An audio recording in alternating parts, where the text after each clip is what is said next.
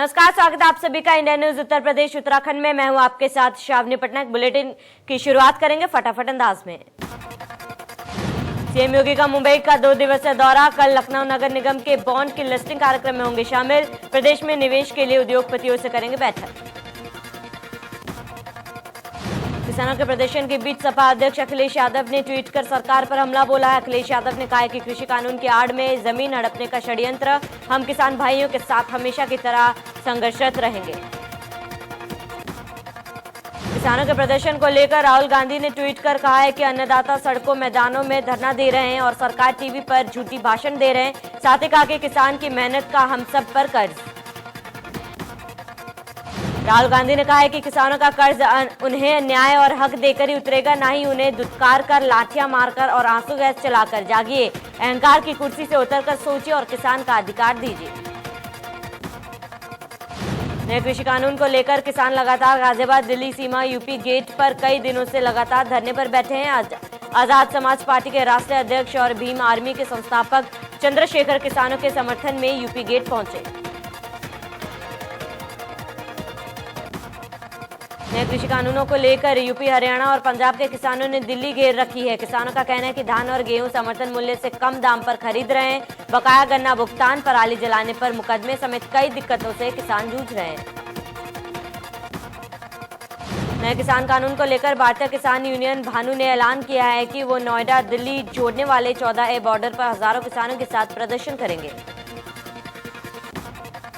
भारतीय किसान यूनियन भानु ने कहा है कि जेवर के रास्ते हजारों की संख्या में किसान प्रदर्शन करेंगे, जहां पर 1 महीने तक राशन लेकर पहुंचेंगे। बॉर्डर पर दिल्ली पुलिस तैनात। गाजियाबाद में नए कृषि कानूनों के खिलाफ प्रदर्शन कर रहे किसानों के समर्थन में भीम आर्मी उतरी। बड़ी संख्या में यूपी गेट पर भीम आर्मी के कार्यकर्ता पहुंचे। कृषि बिल के विरोध में किसान कर रहे हैं प्रदर्शन। नए कृषि कानूनों के खिलाफ किसानों के प्रदर्शन की चेतावनी के बाद नोएडा दिल्ली नोएडा बॉर्डर पर बीएसएफ की तैनाती कर दी गई। साथ ही पुलिस के आला अफसर दे रहे हैं दिशा निर्देश। किसानों के प्रदर्शन को लेकर प्रियंका गांधी ने कहा है कि व्यापारी पहले ही जीएसटी जैसे जटिल कानून की मार झेल रहे हैं। लॉकडाउन में व्यापार की कमर तोड़ दी, सरकार ने कोई पैकेज नहीं दिया। यूपी के काफी जिलों के व्यापारियों का लगभग 1000 करोड़ रुपए का जीएसटी रिफंड फंसा हुआ है। इस पर तेजी से कार्रवाई होनी चाहिए, जिससे इन्हें और परेशान न होना पड़े। कांग्रेस प्रदेश अध्यक्ष अजय लल्लू कुशीनगर पहुंचकर दंगी की शिकार नाबालिग के परिजनों से मुलाकात की और परिवार के साथ शोक संवेदना व्यक्त की है। साथ ही अजय लल्लू ने परिजनों को 10 लाख का मुआवजा दिलाने की मांग की है। बलरामपुर में पूर्व मंत्री एसपी यादव ने बीजेपी पर हमला बोलते हुए कहा है कि बलरामपुर जिले में मतदाताओं के नाम गायब हैं, जिसकी मैं निर्वाचन आयोग से जांच की मांग करूंगा। लोगों के नाम कैसे काटे गए, इसकी जांच होनी चाहिए।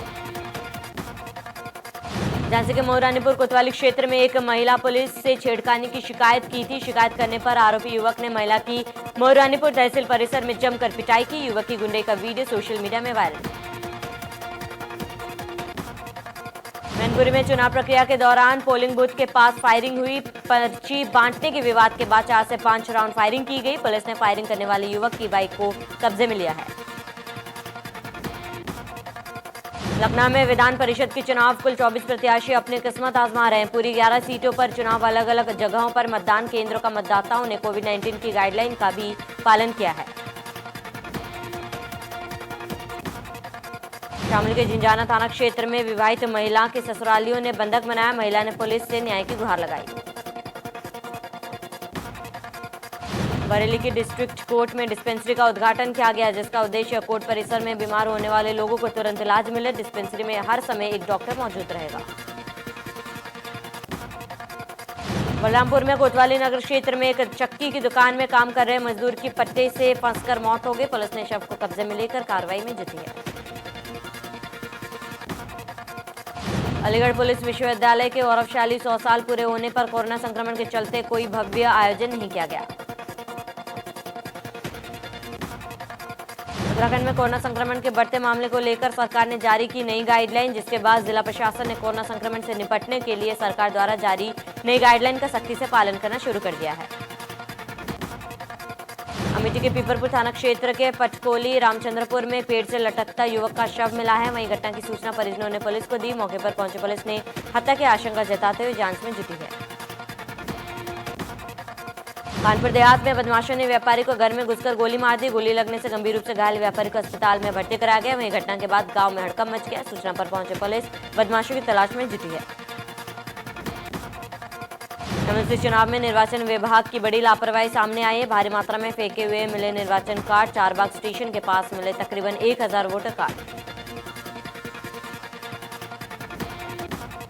सहारनपुर के जिला अस्पताल में मरीज के परिजनों ने जमकर हंगामा और तोड़फोड़ किया। परिजनों ने आरोप लगाया कि डॉक्टर सही से मरीज का इलाज नहीं कर रहे हैं। इस दौरान वहीं पर मौजूद इमरजेंसी वार्ड में नर्स और स्टाफ के साथ भी मारपीट की गई। जिला अस्पताल में डॉक्टरों के साथ मारपीट की सूचना देने पर पहुंची पुलिस को देख हंगामा कर रहे परिजन वहां से भाग निकले।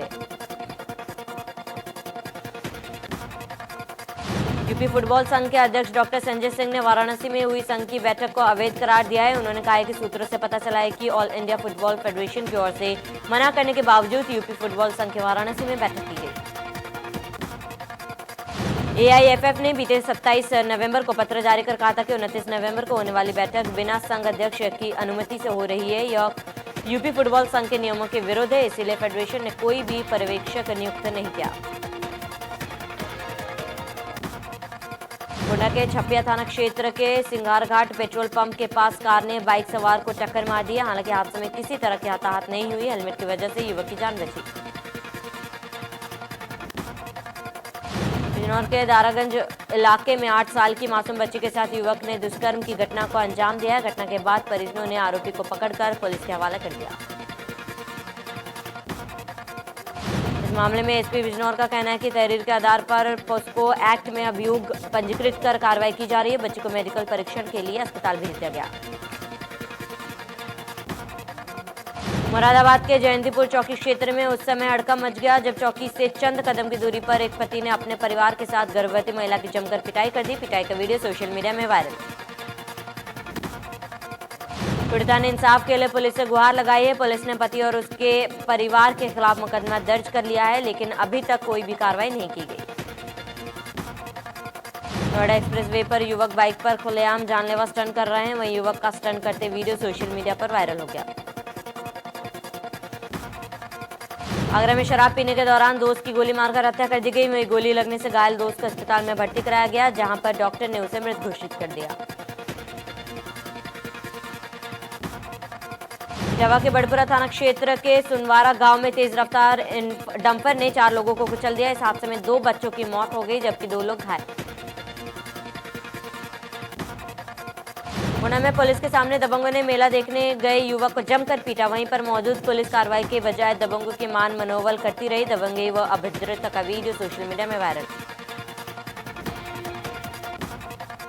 कानपुर देहात में बदमाशों ने घर में बैठे कपड़ा व्यापारी की गोली मार दी और घटना को अंजाम देकर बदमाश मौके से फायरिंग करते हुए फरार हो गए।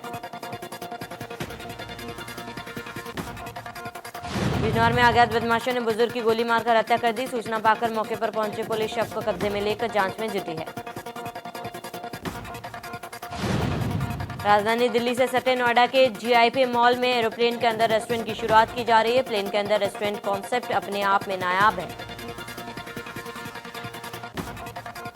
एजुकेशन और एंटरटेनमेंट दोनों का लुत्फ उठा सकते हैं लोग। यहाँ प्लेन के कॉकपिट के बारे में रुचि रखने वालों के लिए भी इंतजाम किए गए।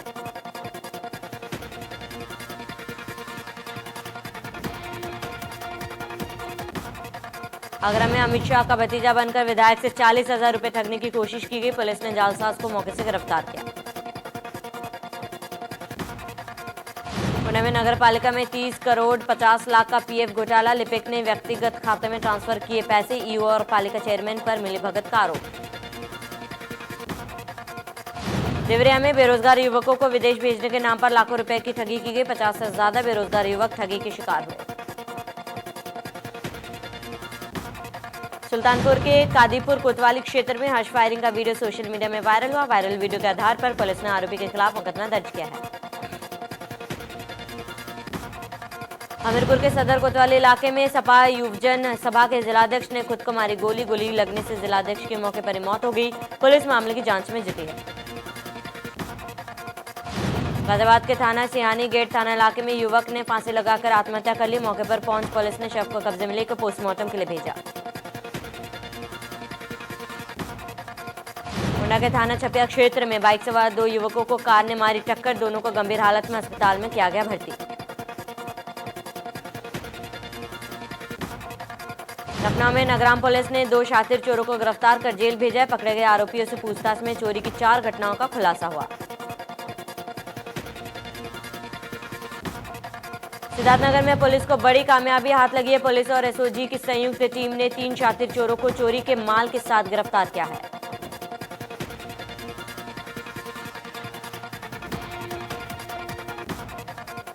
महाराजगंज में बच्चों के खेल में 2 पक्ष आमने सामने आ गए। 2 पक्षों की मारपीट में एक महिला की मौत हो गई।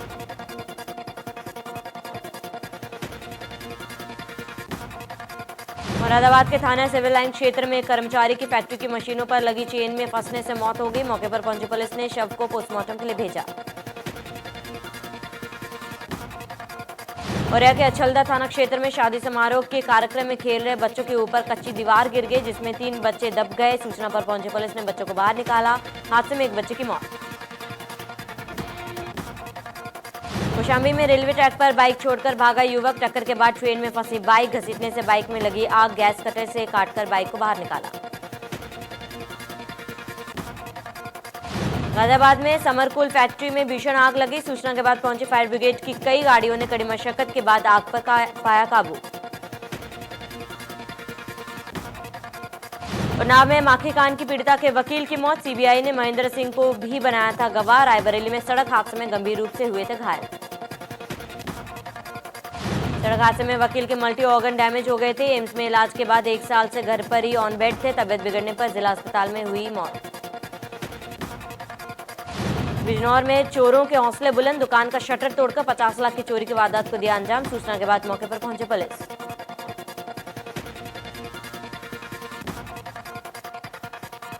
गाजियाबाद में गार्ड पर सोसाइटी में घुसे कुत्ते को 7वें फ्लोर से फेंकने का आरोप, जिसके बाद पुलिस ने गार्ड को हिरासत में लेकर मुकदमा दर्ज किया।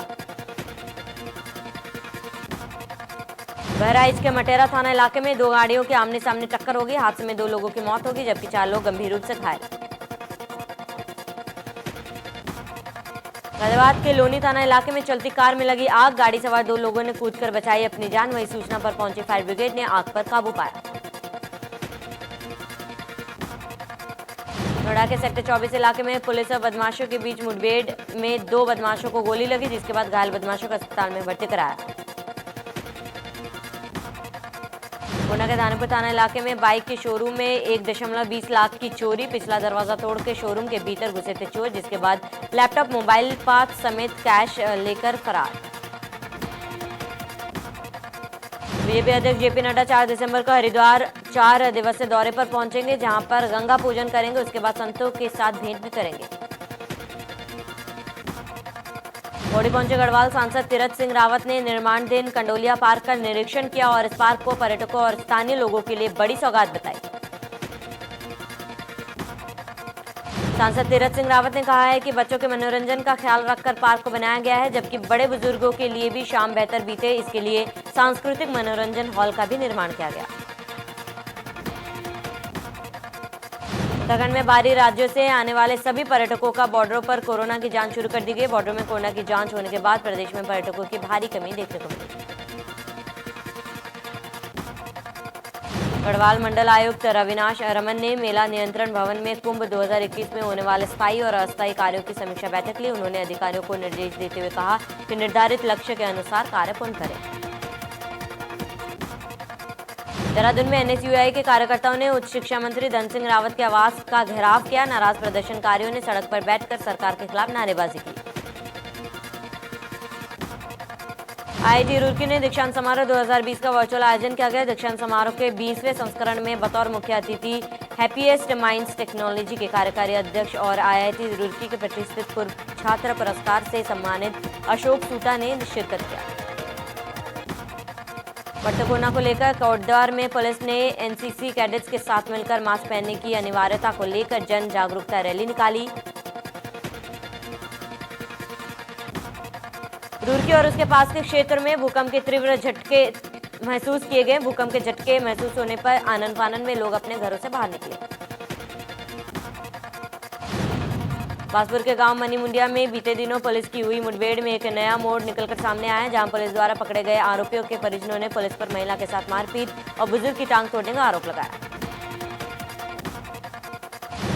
बीते दिनों प्रशिक्षु आईपीएस सर्वेश पवार ने ग्राम मनी मुंडिया निवासी अनिल शर्मा के आवास पर पुलिस टीम के साथ दबिश दी थी, जहां पुलिस और अनिल शर्मा के परिजनों के बीच मुठभेड़ और फायरिंग हुई थी। पुलिस ने अनिल शर्मा और उसके 2 पुत्रों को लाइसेंसी बंदूकों के साथ गिरफ्तार किया।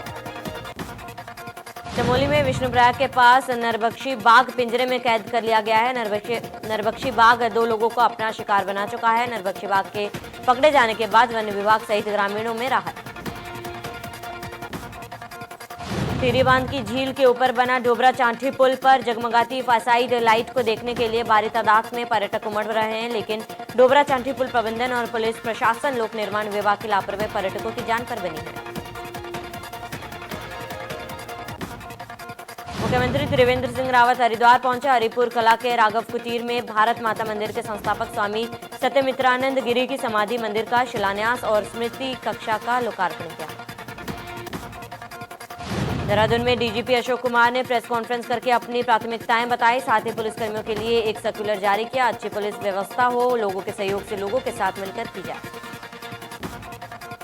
डीजीपी ने कहा कि उत्तराखंड पुलिस को स्मार्ट बनाना और पुलिस की दक्षता को बढ़ाना हमारी प्राथमिकता है। पुलिस व्यवस्था कैसे की जाए कि बदमाशों में पुलिस का खौफ और आम जनता में पुलिस के प्रति विश्वास बढ़े। डीजीपी अशोक कुमार ने कहा कि उत्तराखंड में भूमाफिया सक्रिय हुए हैं। भूमाफियों के विरुद्ध गैंगस्टर एक्ट के अंतर्गत कार्रवाई की जाएगी। आम आदमी जमीन खरीदते समय शिकार न बने।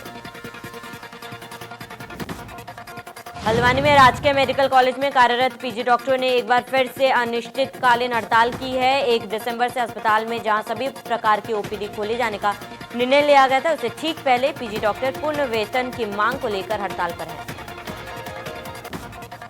चमोली में गुलदार के हमले से एक शख्स की मौत हो गई। घटना में वन विभाग की लापरवाही भी सामने आ रही है। समय रहते वन विभाग के कोई अधिकारी मौके पर मौजूद नहीं थे। टिहरी के थाना बैराडी बाजार में एक व्यापारी ने पुलिस पर जबरन मारपीट और उत्पीड़न करने का आरोप लगाया। व्यापारी पूर्व राज्य मंत्री और कांग्रेसी नेता याकूब सिद्दीकी का भाई था।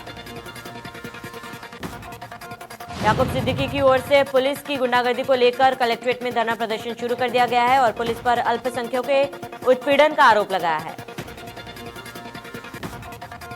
मसूरी देहरादून मार्ग को कोलीखेत के पास कार अनियंत्रित होकर स्कूटी को टक्कर मारते हुए पैराफिट पर जा गिरी। गनीमत रही कि कार पैराफिट पर जाकर रुक गई, नहीं तो कार खाई में गिर जाती।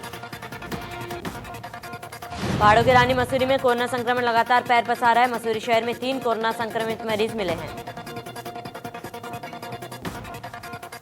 केम्प्टी थाने को 48 घंटे के लिए बंद कर दिया गया है। मसूरी कोविड के इंचार्ज डॉक्टर प्रदीप राणा ने बताया कि मसूरी में लगातार आरटीपीसीआर और एंटीजन टेस्ट किए जा रहे हैं। शैला रशीद पर उनके पिता ने देश विरोधी गतिविधियों में शामिल होने का आरोप लगाया है। अब्दुल राशिद शोरा ने पुलिस को खत लिखकर आरोप लगाया।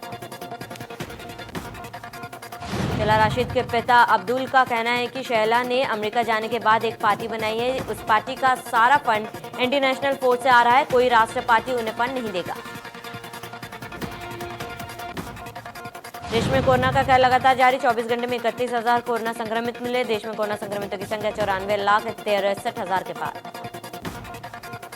देश में कोरोना से 1,37,000 से ज्यादा लोगों की मौत। कोरोना से 88,88,000 से ज्यादा मरीज हुए ठीक। देश में कोरोना के 4,34,000 से ज्यादा एक्टिव केस। प्रदेश में कोरोना का कहर जारी। 24 घंटे में 2015 कोरोना संक्रमित। प्रदेश में कोरोना संक्रमितों की संख्या 5,43,000 के पार। यूपी में कोरोना से 7,761 से ज्यादा लोगों की मौत। कोरोना से 5,12,000 से ज्यादा मरीज हो चुके हैं ठीक। उत्तराखंड में कोरोना संक्रमित मामले और मरीजों की मौत थम नहीं रही है। बीते 24 घंटे में 455 नए संक्रमित मिले और 9 मरीजों की मौत हुई है। देहरादून जिले में सबसे अधिक 185 कोरोना मरीज मिले। नैनीताल में 57, पिथौरागढ़ में 49, उधम सिंह नगर में 24, अल्मोड़ा में 24 मरीज। हरिद्वार में कोरोना मरीजों की संख्या 23, पौड़ी में 19, चमोली में 17, टिहरी में 14, बागेश्वर में 13, चंपावत में 11, उत्तरकाशी में 11, रुद्रप्रयाग जिले में 8 संक्रमित मिले हैं।